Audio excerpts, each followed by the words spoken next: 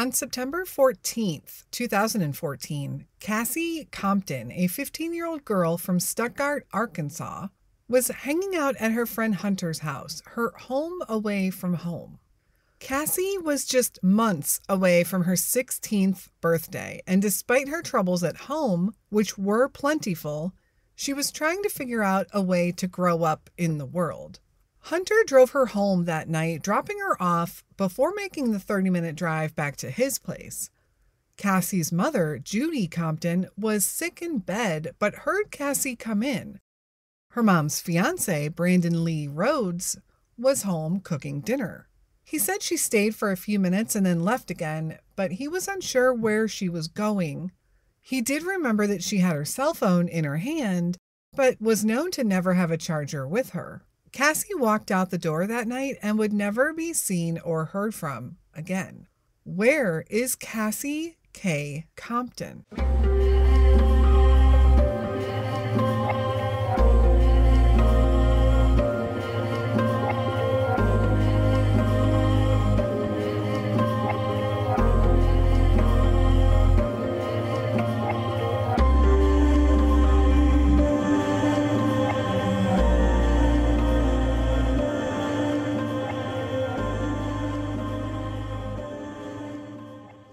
Hello, and welcome back to the Where Are They podcast.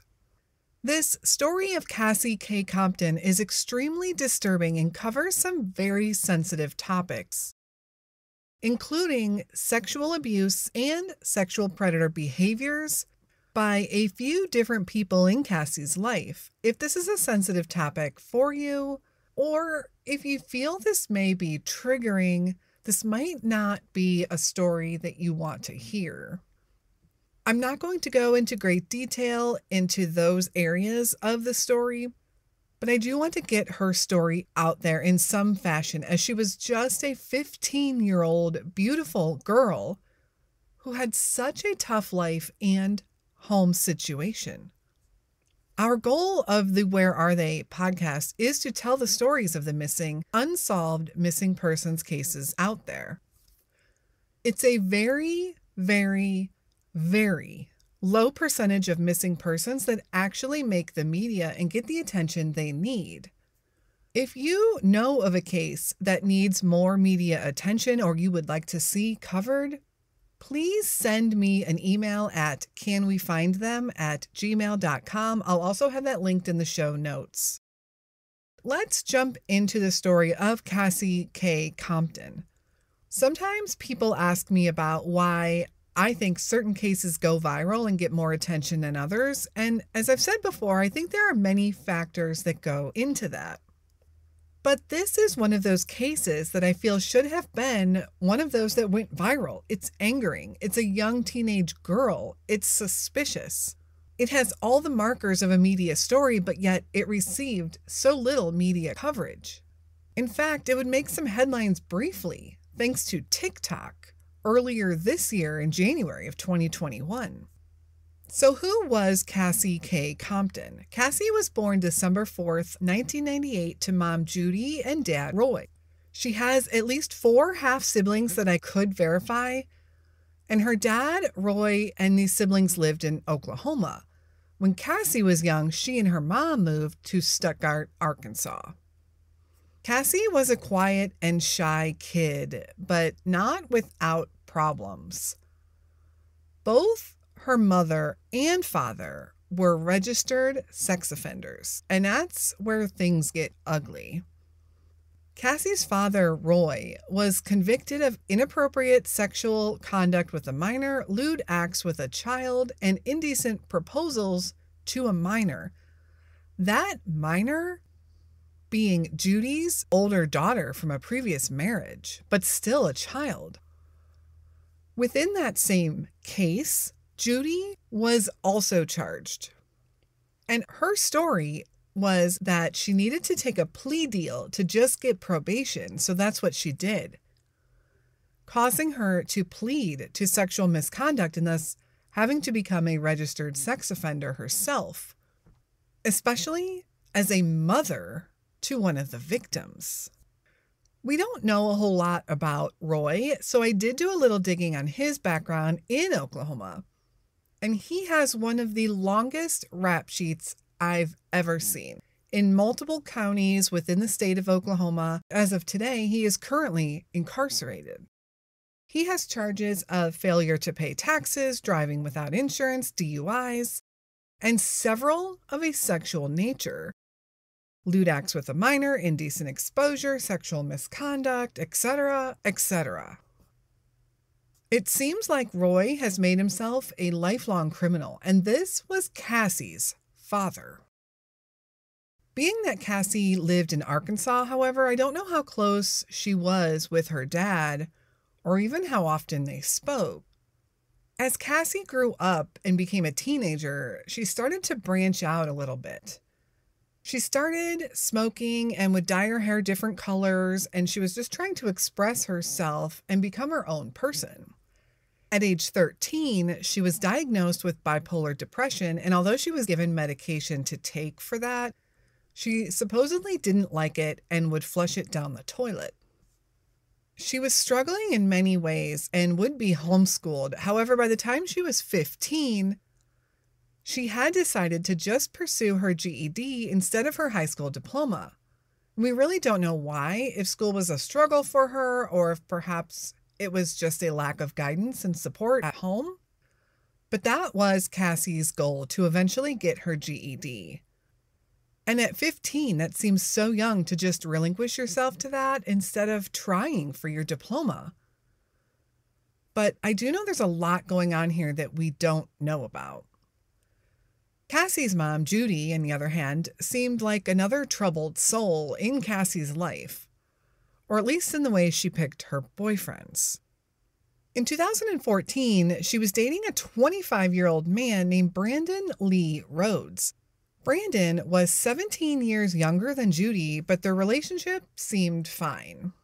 Except for the fact that Brandon and Cassie did not seem to get along. There was also the fact that Brandon himself was no stranger to the legal system and found himself on the wrong side of the law often. Judy was considered disabled, but again, we have no facts as to identify what her disability is or was. She lived in a small Section 8 house in Stuttgart, Arkansas, with Cassie and eventually Brandon, who moved in with them.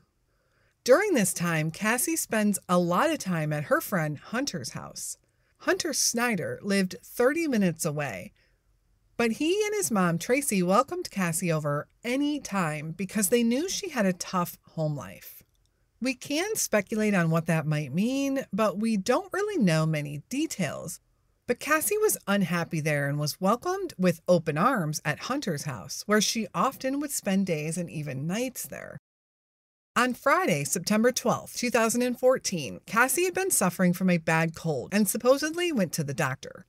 But by that evening, she felt well enough to go out, and Cassie wanted to do normal teenager stuff despite the fact that she was not in school. And so on that night, she went to the local high school football game with some friends. She would spend Saturday, September 13th, at her friend Hunter's house, going to the Derby in DeWitt, Arkansas, and spending the day with his family. She would then spend the night at the Snyder's house. On Sunday, September 14th, Cassie would spend the day again with the Snyder family, just hanging out and having a chill day, as they would call it later. Hunter drove Cassie home around 6 p.m. and dropped her off. Her mom was laid up in bed that night because she wasn't feeling well. She was on pain patches, which allegedly made her feel very sick. So Cassie came into the home and Brandon was cooking pancakes for him and Judy. Now there are really two different versions of what happened next. Story number 1. Brandon asked Cassie if she had any cigarettes, and she told him she did not. He told Cassie he needed to go and get smokes then, and he was going to borrow Judy's car, even though he didn't have a license, and he'd be right back. Cassie told him she needed some too, and Brandon drove off. Cassie's mom, Judy, said she never saw Cassie that night. She heard her come in and heard her go into her bedroom, but Cassie never came into her room, and Judy was too sick to go check on her. But there was really no reason to be alarmed about anything. It was just a normal evening. When Brandon returned with the cigarettes, Cassie said that she couldn't smoke that kind and she would just go out and get her own.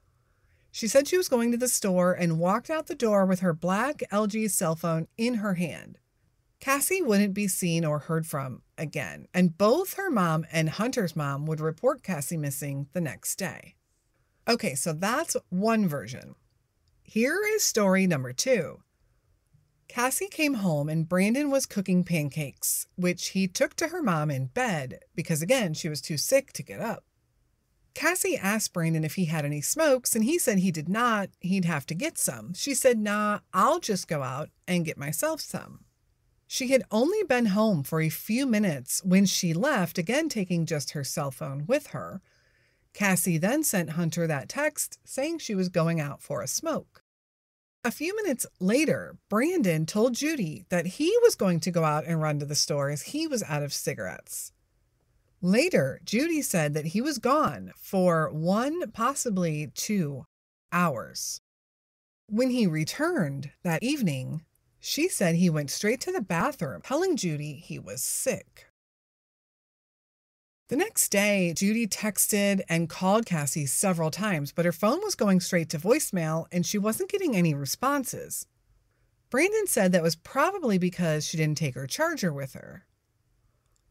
So you can see these stories are similar but different, at least with the accounts of what Brandon does on the evening of September 14th.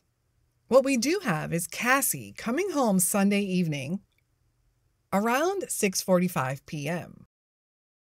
Sometime around 7 p.m., just minutes later, she texted her friend and said she was going out for a smoke. Now, around 9:15 that night, Brandon called the Snyders, Hunter's family, to see if Cassie was there. They told her she was not, and they didn't understand why he was calling and asking, as they had dropped her off a couple of hours earlier, and Hunter said he watched her go in the home. In fact, he said that Brandon himself was outside on the porch when Cassie walked inside. But Hunter noticed that Brandon didn't say anything to her. Brandon called the Snyders 2 more times that night, and both times Tracy told him if he was that concerned, he really needed to go to the police.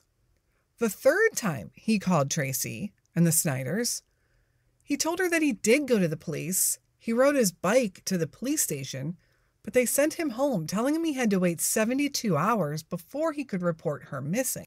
Interesting to note, there is no confirmation that this actually happened. There's no record of his visit at all, but I guess that doesn't necessarily mean it didn't happen. So now Cassie is missing, and people are acting strangely. Since Brandon had come into their lives, Cassie had run away twice before, staying gone 3 to 4 days each time. But for some reason, this time seemed to cause more worry in everyone, particularly Brandon and Judy. Perhaps it was because she never answered the phone when Judy tried to reach her, or maybe because someone knew more than they were saying. And there really was cause to worry that night and the next day, as Cassie Compton is never seen or heard from again. So Cassie Compton is officially reported missing on Monday, September 15th by both her mother, Judy, and by Tracy Snyder, who was now also very concerned. But because of her history of running away, that is exactly what police believe happened, at least in the beginning.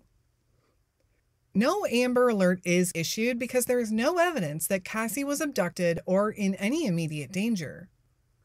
And police don't have much to go on, but they did have some suspicions of both Brandon and Judy, especially looking at their criminal history. As time went on and there was still no sign of Cassie, they did start watching Brandon and Judy and even pinged their cell phones. Now, they haven't named any other names specifically, but they did say there were other persons of interest they were looking at also. On October 3rd, authorities did confiscate both Brandon and Judy's cell phones.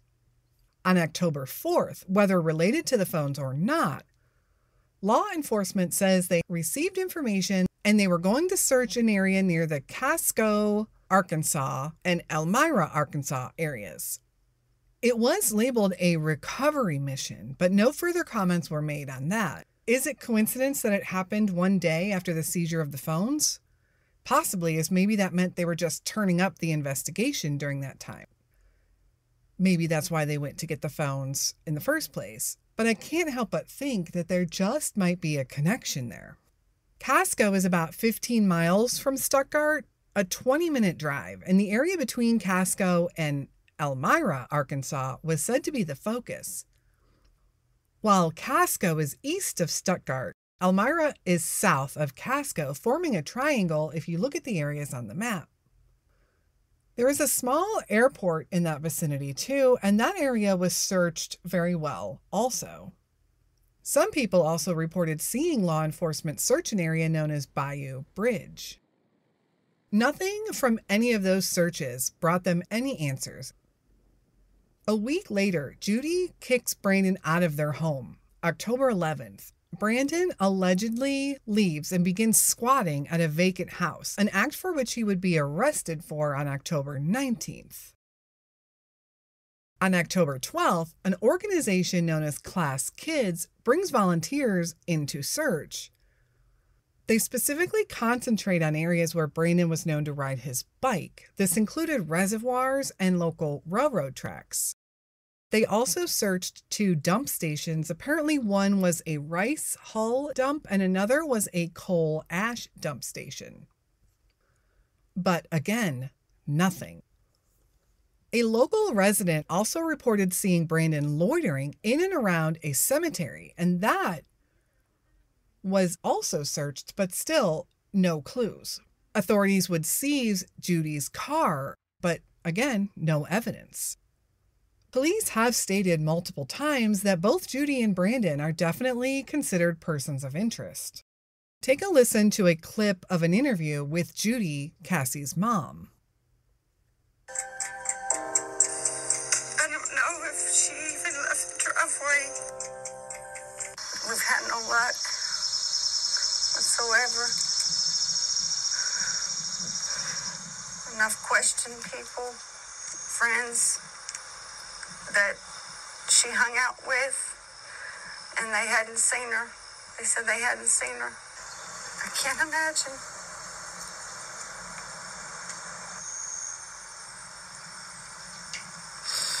Where she could have went.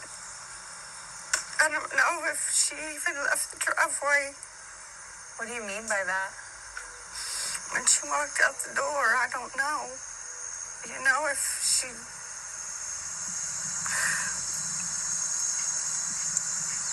maybe was taken by somebody, you know, before she got out of the driveway.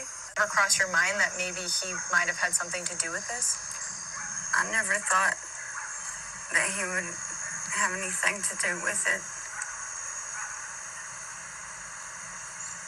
He looked at her like his daughter, you know,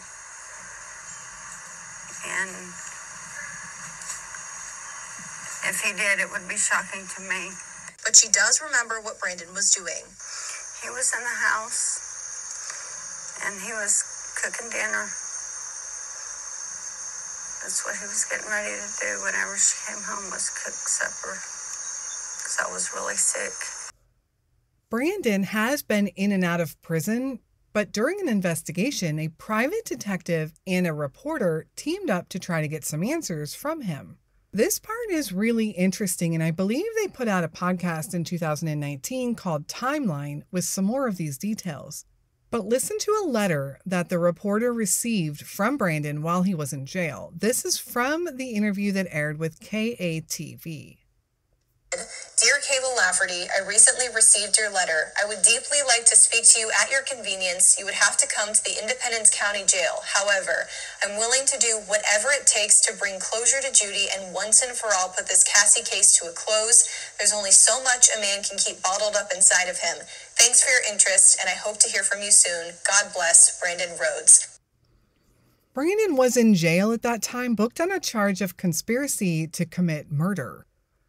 This is completely unrelated to Cassie's case, but rather something that happened at a local bar one night.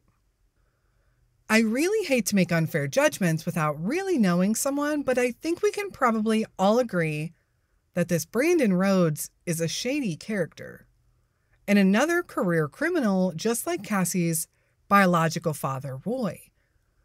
And this is the kind of guys Judy Compton apparently chose to be fathers to her children. It's no wonder Cassie had such a rough childhood and home life. There's probably so much more that Cassie knew and saw and maybe even experienced, so much that we'll never know. The reporter that received that letter did contact Stuttgart police immediately, and the investigator had this to say about Brandon Rhodes. I was there the morning that she was reported missing. And, it's like anything else. You think, all right, she's mad, she left, we'll find her. And it just went sideways from there. Stayed the night with family, friends, and came home on Sunday. The mother and the boyfriend were there. She went in. She left a few minutes later. And that's where the mystery starts. Yeah. I can't just say, but yeah, that's a unique individual. I don't know how to put that in words. He's out there. And I think he's, like I said before, I think he's definitely a prime suspect. Nobody's been ruled out. You can tell he is choosing his words wisely, but you can definitely sense his feelings and thoughts on Brandon Rhodes. The reporter tried a few times to visit Brandon in jail, but has been unsuccessful. In 2018, Judy would marry a man by the name of Mike Kimsey and become Judy Kimsey. She still goes public occasionally with pleas for her daughter. She still does not think that Brandon Rhodes had anything to do with her disappearance. Judy does believe that Cassie was the victim of foul play, but more likely crime of opportunity, such as a passerby that saw her walking that evening. In early of 2021, the case would go on to make headlines, even more so than when it had first happened, and that was because a TikTok video that people believe Cassie was in went viral. In the video, a young girl is sitting in the back of a car with a bruised face, runny makeup, and looking disheveled. People immediately believed it was Cassie. They started calling in tips to law enforcement and even posting like crazy on Judy's personal Facebook page and the Find Cassie Facebook page. People 100% believed it was her and told Judy as much. The video was posted by a man named Miles Baker from Minnesota, and despite people's absolute certainties that this was Cassie, it was discovered that it was not, as the girl in the video would come forward shortly after and identify herself. This is the danger when the public does jump the gun. I understand saying that you think you see a resemblance to someone or sending the video to law enforcement and families so they can look into it. But the damage you can do when you repeatedly say you are certain you see a missing loved one to a family can be intense. There is one person in Cassie's family who without a doubt grieves every day, and that is her brother, Chris Newcomb. Chris has said he was fairly close to Cassie and just hopes and prays that someday they will have answers. Chris has said also that Cassie used to confide in him about her dislike for Brandon and how unhappy she was living in the home with him. So what really are the theories in this case? I think we can all agree that one theory holds a lot more merit than others. But in any case, until we have exact answers, we have to keep an open mind. So theory number one, did Cassie run away? She had a history of running away. Did she do it again? Did she need to escape the lifestyle that she was stuck in? But if that's the case, where did she go? How did she get there? How is she surviving? And it kind of seems unlikely that she wouldn't have confided to the Snyder family or even her brother, Chris. Or theory number 2, was she indeed picked up by a stranger that night after she left the house? Was it a crime of opportunity? Have they abducted her and kept her? Or did they abduct her only to get rid of her? And theory number 3, Brandon Rhodes. I think everybody here agrees this seems like the most likely scenario. The biggest question I have here is, how is this man, who seemingly isn't that bright, how is he able to do something to Cassie and with Cassie that no one has been able to uncover? Meaning, where is she?